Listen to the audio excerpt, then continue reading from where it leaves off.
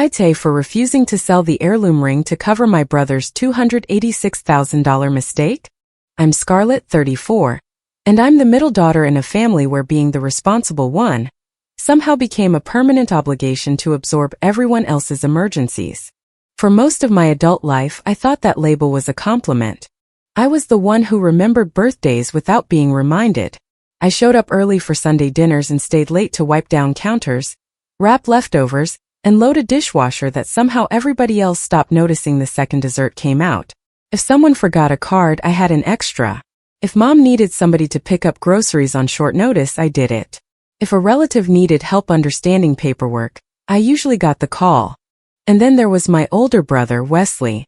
Wesley was 38 and had spent most of his life being described by my mother as sensitive. That word did a lot of work in our family. When he backed my mother's car into a concrete post in his 20s and couldn't afford the repair, Mom asked me if I could help smooth things over, because Wesley already felt terrible. When he forgot her birthday one year, I bought a gift, signed both our names to the card, and let him reimburse me later. He never did. Mom still thanked both of us. When he borrowed money from our Aunt Paula and avoided her calls for nearly a month, Mom told everyone not to corner him because stress made him shut down. Don't make him feel worse, she said. He already knows he messed up. That sentence was practically our family motto when Wesley was involved. He messed up. He felt bad. Therefore, someone else needed to make the consequences smaller. Usually, that someone was me. I had a younger sister too, but she had learned a long time ago to keep some distance from the emotional machinery of the family. She showed up when she wanted to, left when she needed to, and never made the mistake I did of proving how much she could handle. I was the one Mom called dependable. I was the one she said she never had to worry about. It took me years to understand that when my mother said she never had to worry about me, what she really meant was that she expected me to handle whatever happened without requiring anything from her. The ring at the center of all of this had belonged to my grandmother. It was old, beautiful, and a little unusual. Not flashy in the way modern jewelry can be.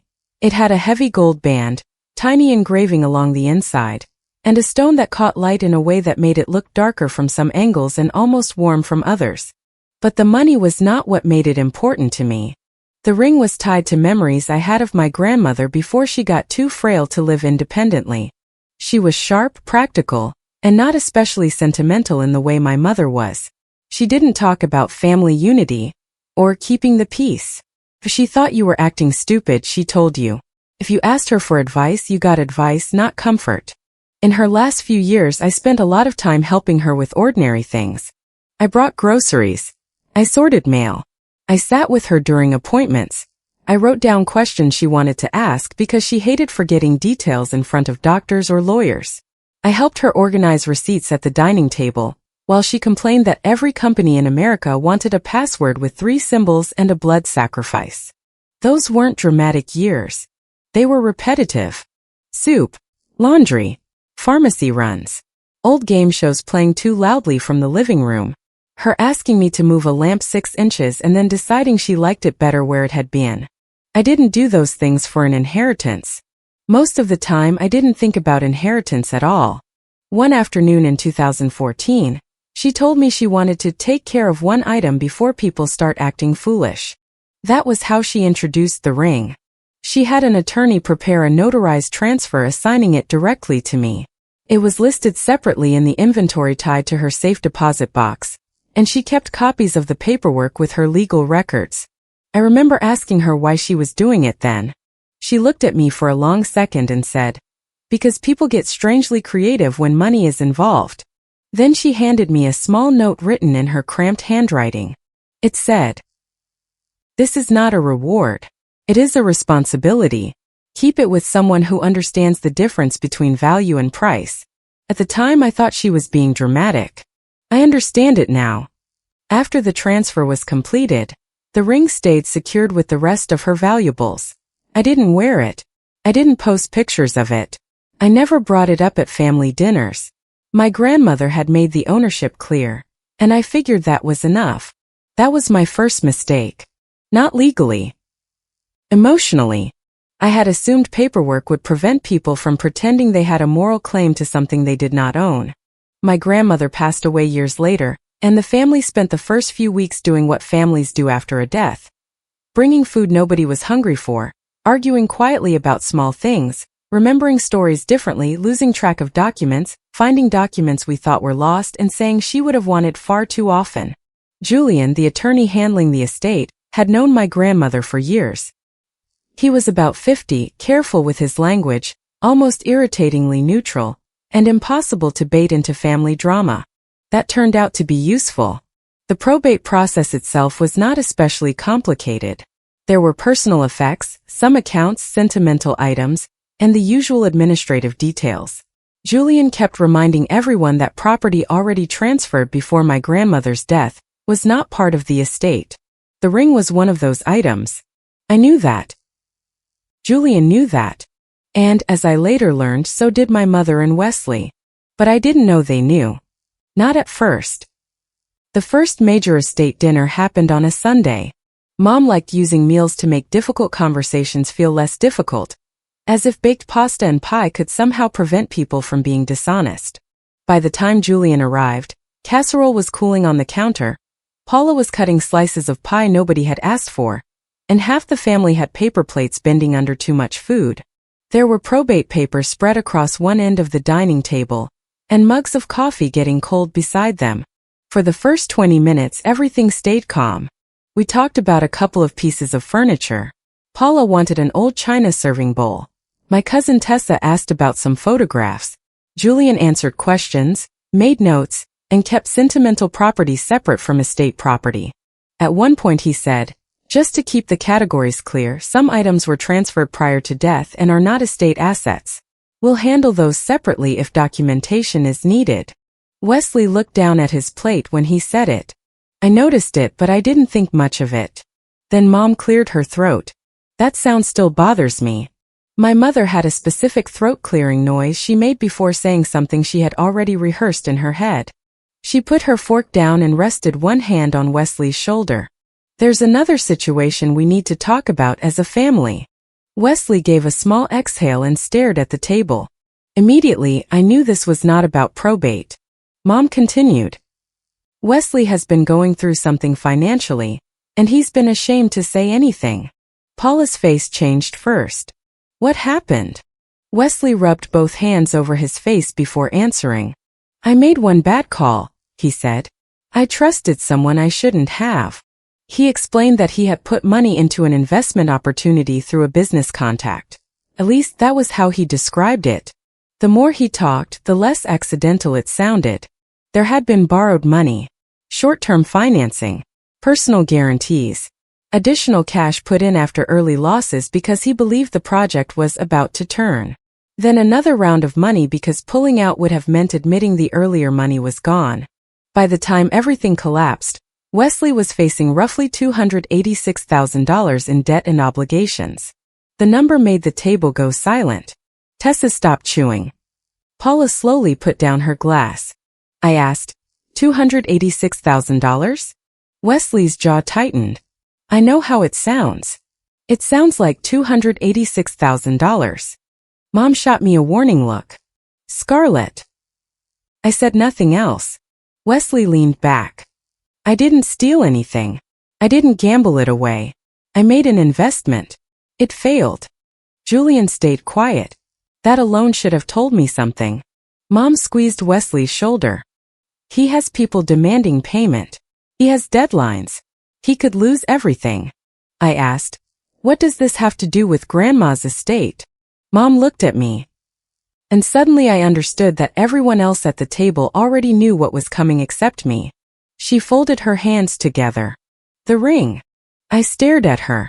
"What about it?" She spoke softly, which was always worse than when she raised her voice. "We had an appraisal done years ago. You know it's valuable." I did know there was an old appraisal in my grandmother's records. I also knew that did not answer my question. "What about the ring?" Wesley finally looked at me.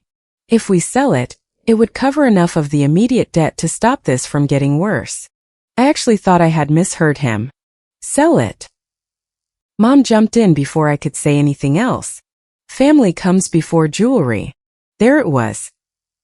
The moral slogan. The sentence designed to make any disagreement sound small before the facts had even been discussed. I looked at Julian. He was watching Mom, not me. Then I looked back at her. Why are we discussing selling something that doesn't belong to you? Mom's whole expression changed. Her mouth tightened. There you go. I blinked. There I go where? Turning this into ownership and technicalities. I almost laughed because I could not believe she had said that in front of an estate attorney. Ownership is not a technicality when you're talking about selling property. Wesley pushed his plate away. You don't even wear it. That has nothing to do with anything. It sits in a box.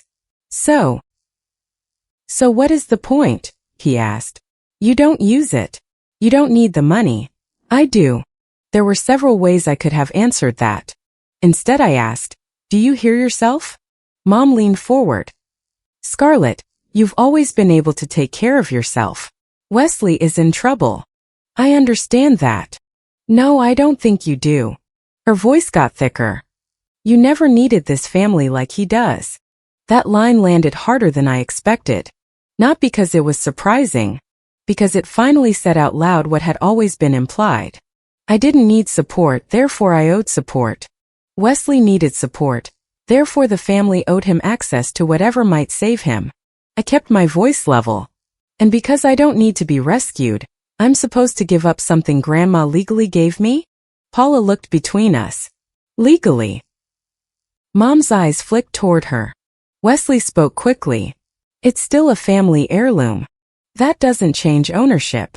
Mom sighed sharply. Scarlett, nobody is trying to take anything from you. We're asking you to help your brother. No, you just said we sell it. You didn't ask. Wesley's chair scraped against the floor. I thought family meant something. It does. Then prove it. Before I could respond, Julian reached into his briefcase. He took out a sealed envelope and placed it on the table. His voice stayed calm. There is a point I need to clarify before this goes any further. Mom froze. Wesley looked at him. Julian opened the envelope and removed certified copies of documents. The ring is not an estate asset. It was transferred to Scarlett in 2014 through a notarized ownership document. The safe deposit inventory reflects that transfer. It cannot be sold without Scarlett's written consent. The room went completely still. I knew the ring was mine. I did not know Julian had brought the certified copies with him. More importantly, I did not know why Mom suddenly looked like someone had turned on a light she wanted left off. Paula said, wait, so this isn't part of the estate at all? No, Julian said. It has not been part of the estate for years. Wesley immediately started talking. Okay, fine. Nobody said it was technically in the estate. I looked at him. Then why did you announce Mom had agreed to sell it? He stared back. I meant if you agreed. No, you didn't. Mom threw up one hand. Can we not do this? He is already under enough pressure. I was angry, but something else had started to bother me. Wesley's wording. He had not said the ring might help. He had said selling it would cover enough of the immediate debt. He had also mentioned its value like he had recent numbers in his head. Too recent. Too precise. I turned to him. How much do you think the ring is worth? He hesitated. Then he gave a range. A very specific range. I stared at him. Where did you get that number? The old appraisal. No, the old appraisal isn't in that range. His face shifted. Barely. But I saw it. I said. Did you have it appraised? No. Then where did you get that number? He shrugged. I looked into comparable pieces. What buyer were you talking about before dinner? Mom's head snapped toward him. Paula said, buyer. Wesley looked irritated. I didn't say there was a buyer. You said we needed to move quickly because the buyer wouldn't wait forever. I said hypothetically. No, you didn't. Don't twist my words. Julian closed the envelope. Wesley, have you offered the ring for sale? No. The answer came too fast. Julian did not react. He simply said, Then I would strongly suggest nobody discuss a sale until ownership and authorization are understood by everyone. Mom stood up. I think we've done enough for one night. That ended the conversation, at least officially. But I left knowing something was wrong. Not because my family wanted me to give up the ring. That part sadly made sense within our history. What bothered me was how prepared they seemed. The debt amount. The valuation. The urgency. The reference to a buyer. And the way Mom had looked when Julian produced the paperwork. Like she was not learning anything. Like she had been hoping nobody else would. I did not call her the next day. I did not call Wesley either. That was unusual enough that Mom left me 2 messages before noon. The first was soft. Scarlett, honey, I know last night was emotional. I think everyone is grieving and scared. Please don't let one conversation turn into something bigger. The second was less soft. I need you to think about what your brother is facing instead of focusing on the technical part of this. I saved both. I still did not respond. That afternoon Tessa texted me. Can you talk? I called her. She answered on the second ring but was quiet at first. Then she said, I need to tell you something and I probably should have told you before. What? Wesley talked about the ring before the dinner. My stomach tightened. How long before? A couple weeks. I sat down. What did he say? She exhaled. He was joking at first. At least I thought he was. He said you were being difficult about some family money, and that Mom was going to handle it. I didn't even know there was a conversation. I know. What exactly did he say? Tessa paused. Then she said, he said, she'll fold if Mom cries. I didn't say anything. Tessa rushed to fill the silence. I thought he was being awful, not literal. I didn't know they were planning a whole dinner around it. Did he say anything else? He said he already had someone interested. There it was again. A buyer. Interested in what? The ring. I closed my eyes. Did you ask how he could sell it? I asked if it wasn't yours. He said ownership was complicated, and that once the family was on board, you wouldn't make it ugly. I felt something inside me go cold. Not rage. Clarity. People talk about betrayal like it always arrives dramatically. Sometimes it arrives as a simple sentence that reorganizes the previous month of your life. She'll fold if Mom cries. That was not grief. That was not panic. That was a plan. I asked Tessa if she would text me exactly what she remembered. She hesitated. Are you going to send it to everybody? Not yet. Okay. A few minutes later, I had a written message from her describing the conversation and the approximate date. I saved it. Then I emailed Julian. I did not accuse anyone of fraud. I did not rant.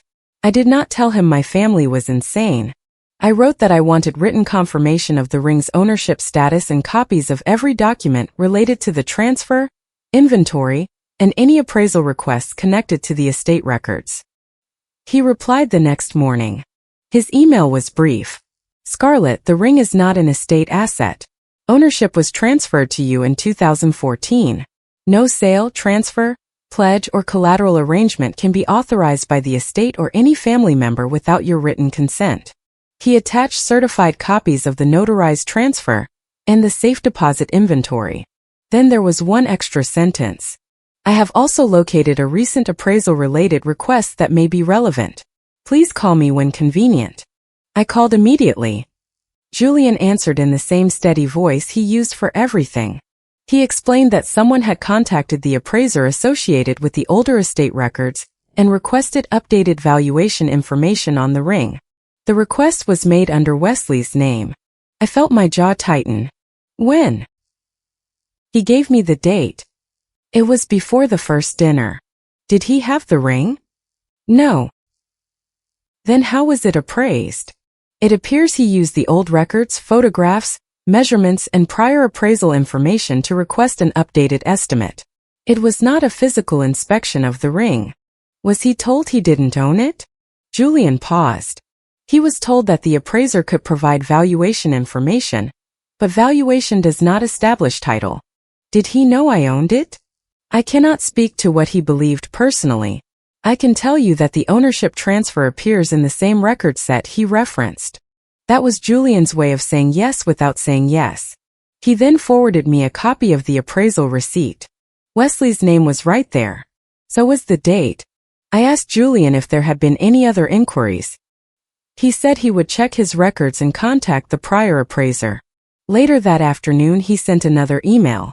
The appraiser had received a message from a prospective buyer asking for confirmation that Wesley had authority to sell.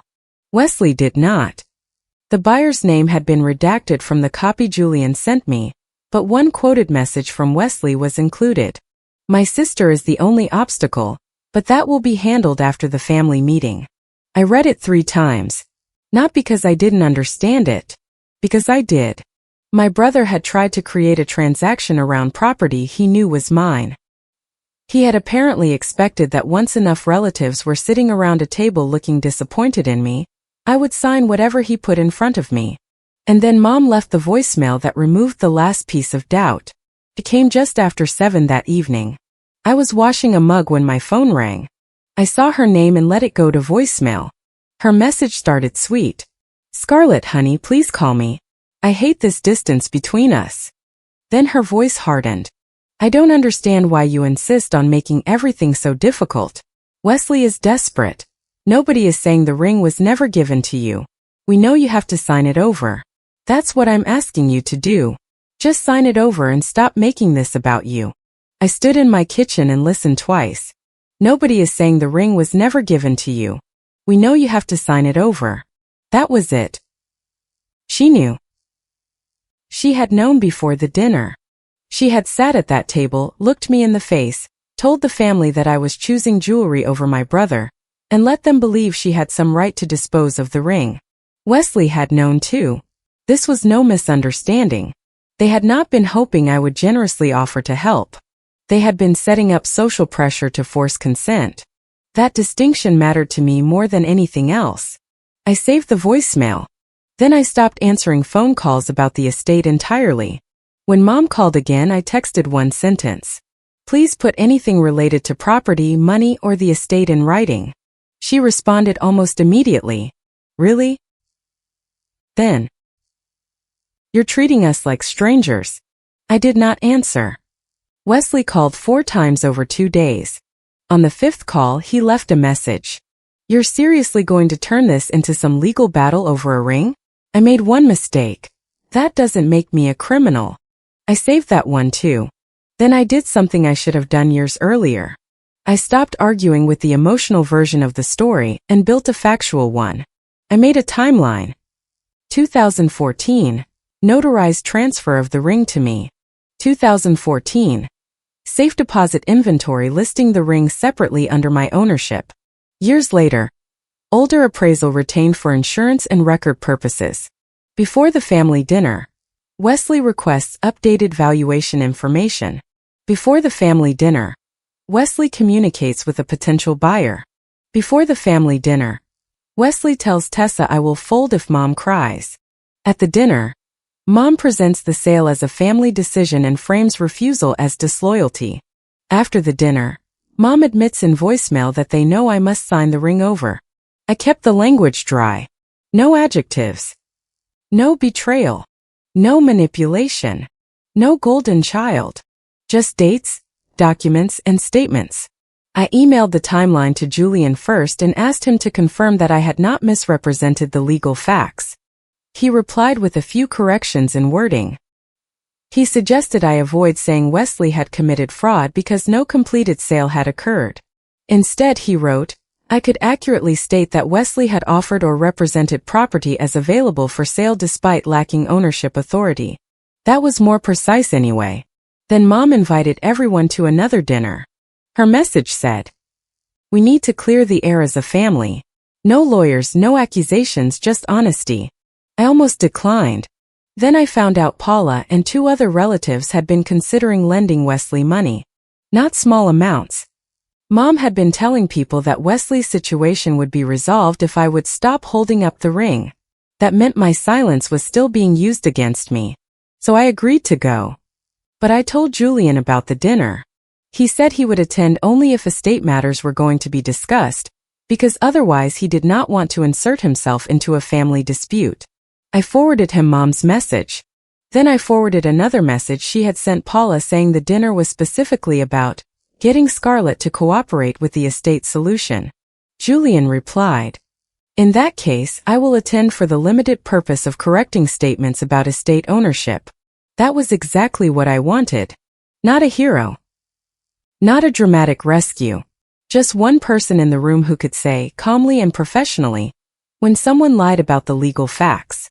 The second dinner was worse than the first before it even began. You could feel it. The food was there, but nobody ate much. A potluck casserole sat untouched for nearly 20 minutes. Coffee went cold in mugs. Somebody had brought a pie, and it remained under plastic wrap on the counter. People were seated around the table like jurors who had already heard opening arguments. Mom started before Julian had even fully settled into his chair. "I have barely slept," she said. I looked at her. She looked tired. I believe that part was real. That is what made my mother difficult to deal with. She did not fake every emotion. She genuinely believed Wesley's pain justified what she did next. My own daughter would rather watch her brother lose everything than help him. Paula gave me an uncomfortable glance. Wesley sat with his arms folded. I said, "Are we discussing the ring?" Mom's eyes flashed. "We are discussing family." "No. Are we discussing the ring?" "Why do you have to make everything sound so cold?" Julian quietly said, "If estate property or ownership is being discussed, I need to be clear about the legal record." Mom ignored him. She turned back to me. "Do you know what it does to a mother to watch one child drown while the other refuses to reach out?" I had heard variations of that sentence for years. Normally it worked. Normally I would explain myself. I would soften. I would say I was sorry she was upset. I would start defending details that did not need defending. This time I did not. I said, "Wesley, tell everyone what the updated appraisal said." His head lifted. "What?" "The appraisal you requested before the first dinner." The room changed. He stared at me. Paula looked at him. Mom said, "What appraisal?" I almost admired the attempt. I turned toward her. "Please don't." Her mouth closed. Wesley shook his head. "You're really doing this?" "Yes." He laughed once without humor. I looked into the value. "Big deal. You told us you only knew the old appraisal." I estimated. "No. You requested an updated valuation before you told me you wanted to sell it." Paula leaned forward. "Wesley, did you already have someone interested in buying the ring?" He did not answer. Mom jumped in.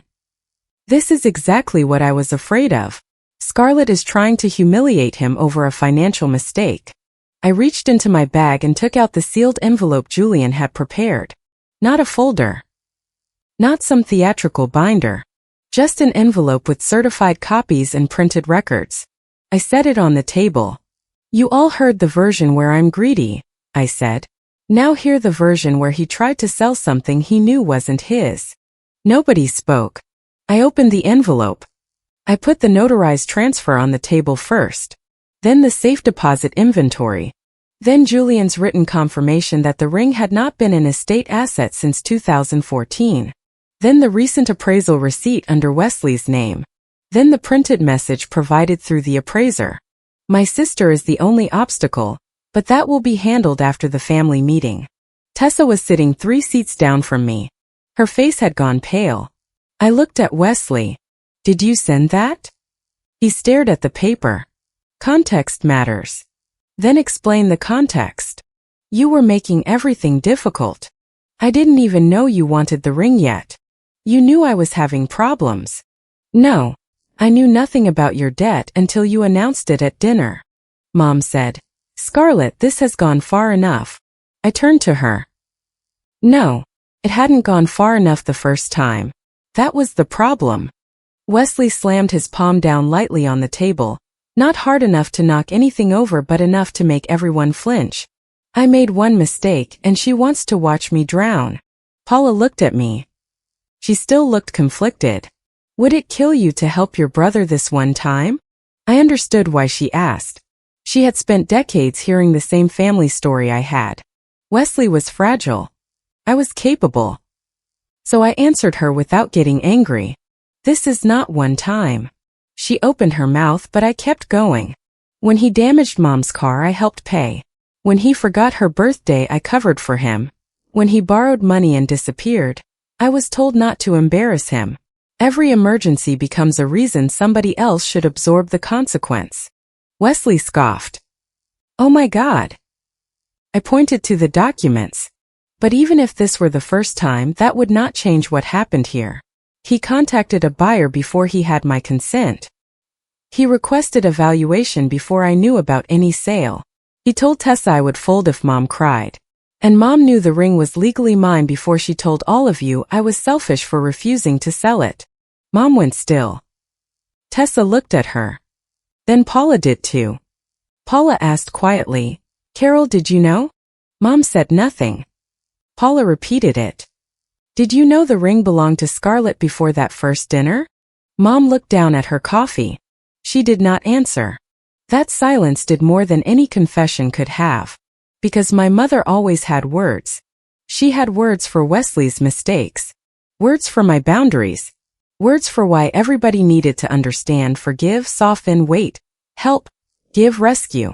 But when Paula asked whether she had knowingly misled the family, she had nothing. Tessa's voice was small. You knew before tonight, didn't you? Mom looked at me instead of her. You are humiliating me in front of everyone. I almost felt sorry for her. Almost. Then I remembered that she had built the first dinner for exactly that purpose. No, I said. You humiliated me with a lie. I brought proof. Wesley leaned toward me. You have always wanted me to fail. That one actually made me angry. Not enough to lose control. Enough to stop protecting his dignity. I wanted you to stop making your failures my invoice. His face hardened. You think you're better than me. No. You always have. No. I think I'm responsible for my choices and you're responsible for yours. He pointed at the ring documents.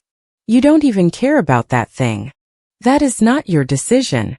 It's jewelry. Then why did you build a plan around selling it? He looked away. I continued. You didn't need my help, Wesley. You needed my signature so your lie would become legal. Nobody moved. Julian finally spoke. His voice was as calm as it had been at the probate meeting. I want to clarify one point. The ring is not an estate asset. Scarlett is the legal owner. It cannot be sold, transferred, pledged, or used as collateral without her consent. Wesley muttered. Nobody pledged it. Julian looked at him. I'm glad to hear that. Then he continued. Offering property for sale when you know you do not own, it is not a family disagreement. I recommend that any representation to any buyer stop immediately. Wesley leaned back. So now you're threatening me too? No, Julian said. I'm advising you. That was the most Julian sentence imaginable. Mom started crying then, but not dramatically. She pressed a napkin to the corner of one eye. I was trying to keep this family together. I believed she believed that. That did not make it true. I said. You were trying to keep Wesley from facing consequences. He could lose everything. And your solution was to make me lose something instead. It's not the same. No. It never is when it's me. That was the only line I said that night that felt like it came from years earlier. From every time I was told I could handle it. Every time Wesley's discomfort mattered more than my fairness. Every time my stability became proof that I could be asked for more. Mom looked at me like I had betrayed her. Maybe in her version of family I had. I had broken my assigned role. Paula asked Julian whether Wesley's debt had any legal connection to the estate. No, he said. None. None. She sat back. That answer mattered because Mom had been blurring those two things for weeks. Grandma's estate. Wesley's debt. Family property. Family responsibility. The ring. All of it had been stirred together until helping Wesley sounded like part of settling the estate. It wasn't. His debt was his. The ring was mine. The estate was separate from both. Once those categories were restored, the moral pressure became easier to see for what it was. Tessa then admitted in front of everyone that Wesley had told her I would fold if Mom cried. Wesley snapped at her. "You're really going to pile on too?" She flinched. Then she said, "I'm telling them what you said. I was joking. You had already contacted somebody. You didn't know that." "No," she said. "That makes it worse." He stood up. For a second I thought he was going to leave. Instead he paced behind his chair and rubbed both hands through his hair. "This is insane. I am trying to stop my life from collapsing, and everyone is acting like I plotted a robbery." Julian said nothing. I said, "Then explain the buyer message." Wesley stared at me. "You want me to apologize for trying to find solutions? You were selling a solution you didn't own. I knew you'd help." "No. You assumed Mom could pressure me into helping." He laughed bitterly. "Same difference." "No. That difference is the entire problem." After that, the dinner fell apart. Not dramatically. Nobody threw anything. Nobody screamed for 20 minutes straight. It was worse in a quieter way. People stopped looking at Mom when she spoke. Paula asked Wesley whether he had already promised money he expected from the ring. He refused to answer at first. Then he said some of the debt restructuring had been based on anticipated funds. That was the second twist. The ring was not just something he wanted to sell to fix the debt. He had already started making promises based on money he expected to get from it. Which meant the pressure on me was partly about making his earlier claims true after the fact. I asked, "Did you tell anyone you had access to the ring?" He said, "I said there was a family asset that could be liquidated. It is not a family asset." "I know that now." Julian looked at him. "You knew it was titled to Scarlett before the family meeting." Wesley looked away. That was as close to an admission as I ever got. The consequences started almost immediately. The potential buyer withdrew. I received a forwarded email 2 days later. "Given the unresolved ownership issue and lack of seller authority, I am no longer interested in pursuing the transaction." Unresolved ownership issue was generous. There was no unresolved ownership issue. There was only Wesley's lack of ownership. Julian then sent Wesley formal written notice directing him to stop offering, promising, advertising, or representing the ring as available for sale or collateral. It was not some dramatic court order. It was a lawyer's letter. Clear, restrained, and specific. That was enough. Paula withdrew the loan she had been considering. 2 other relatives did the same.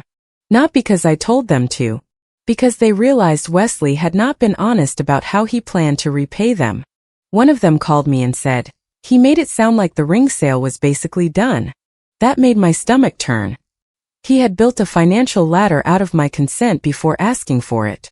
When I refused to climb onto it, he blamed me for the fall. Wesley began sending angry messages. "You destroyed my credibility. Hope that ring was worth it. Grandma would be disgusted." That last one hurt. Not because I believed it. Because he knew exactly where to aim. I did not respond. 3 days later another message came. "I thought you were my sister." I typed several replies and deleted every one. Eventually I wrote, "Do not contact me about money, property, signatures, or your debt. Any estate-related issue can go through Julian in writing." He replied, "Unbelievable." I left it there. Mom was more complicated. At first she kept trying to restart the emotional conversation. She sent long texts about family, about regret, about how she had spent her whole life trying to keep everyone close, about how children did not understand what mothers carried. I did not argue with any of it. I sent one email to the family. It was shorter than everyone expected. I wrote that from that point forward, I would not discuss estate assets, personal property, signatures, loans, or financial emergencies by phone or at family gatherings. Anything estate-related could go through Julian. Anything involving my property required written communication. I would not attend another dinner where the purpose was to pressure me into a financial decision. I also said I would not pay emergency expenses for Mom or Wesley. That last boundary was not directly about the ring. It was about everything the ring had exposed. For years, my mother had treated my competence like a shared bank account. Not only financially, emotionally too. I had been expected to absorb discomfort so Wesley would not have to. That ended. A few relatives thought I was being too formal. One told me, families shouldn't need lawyers to communicate. I answered, they shouldn't need public pressure to get signatures either. He did not argue. About 2 weeks later, Mom texted me, "Can we talk?" I stared at the message for a long time. The old version of me would have called immediately. The new version of me did not want revenge. I also did not want another ambush disguised as reconciliation. So I answered, yes, under 4 conditions. No Wesley. No money discussion. No paperwork. No calling me selfish for saying no. She did not reply for nearly an hour. Then she wrote, okay. We met a few days later. She looked smaller somehow. Not physically. Just less certain. For the first few minutes we talked about ordinary things. A relative's upcoming birthday. Some paperwork she was waiting on that had nothing to do with Wesley. A recipe my grandmother used to make. Then Mom said, I never meant for this to become what it became. I looked at her. What did you mean for it to become? She did not answer right away. Finally she said, I thought if everybody was together you'd understand how serious it was. That's not what you did. I was scared. I know. He was talking like his life was over. I know. I thought you could handle losing the ring better than he could handle losing everything. There it was. Not an apology. But the truth. I nodded slowly. That's the problem. She frowned. What is? You keep deciding I can handle being hurt because I handle being hurt quietly. Her face changed. I continued before she could interrupt. You don't ask whether something is fair to me. You ask whether I can survive it. And because the answer is usually yes, you decide it's acceptable. She looked down. I had never said it that clearly before. Maybe I had never understood it that clearly before. Mom whispered, I didn't think of it that way. I know. That was the closest I came to forgiving her in that conversation. Not because what she did was okay. Because I could see the mechanism. Panic about Wesley became moral authority. My stability became permission. Then she asked the question I expected eventually. Do you really think he could have gotten in legal trouble? I said, yes. She looked worried. He didn't mean to steal it. He tried to sell it. He thought you'd agree. That doesn't give him ownership. I know. Do you? She looked at me. I held her gaze. I'm not going to pretend this was just a misunderstanding to make you feel better. She started to say something then stopped. Good.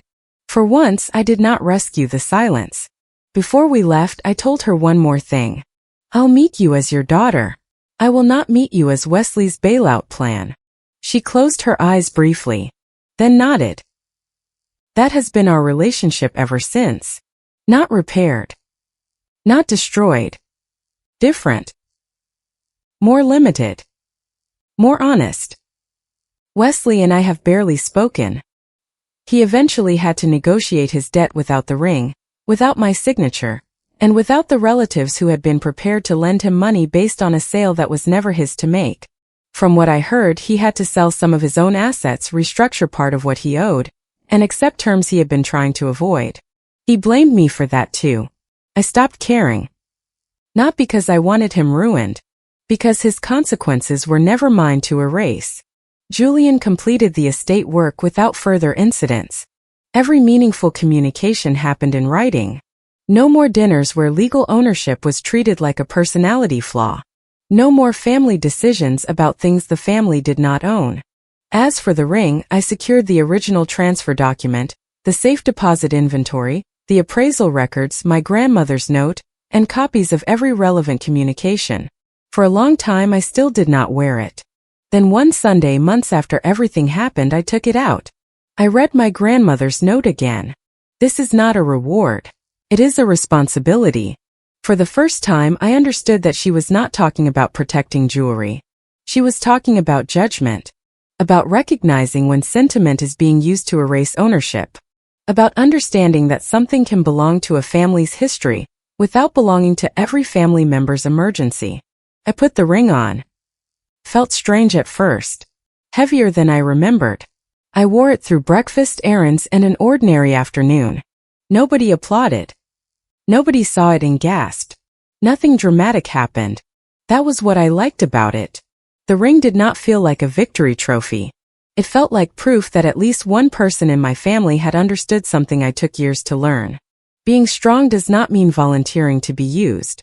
Being capable does not mean other people are entitled to your resources. And keeping the peace is not peace when the price is letting someone else rewrite the truth. My mother still thinks I was too public about the evidence. I remind her that I did not choose the audience. She did. Wesley still believes I could have saved him if I really wanted to. Maybe I could have made his immediate problem smaller. But I would have done it by rewarding a lie, validating a plan built around property he did not own, and teaching him that if he created enough pressure, my no could be turned into a family vote. I was finished living that way. I didn't choose a ring over my family. I chose the truth over being used again. If you liked it, don't forget to leave a comment and support the channel by subscribing. See you in the upcoming stories.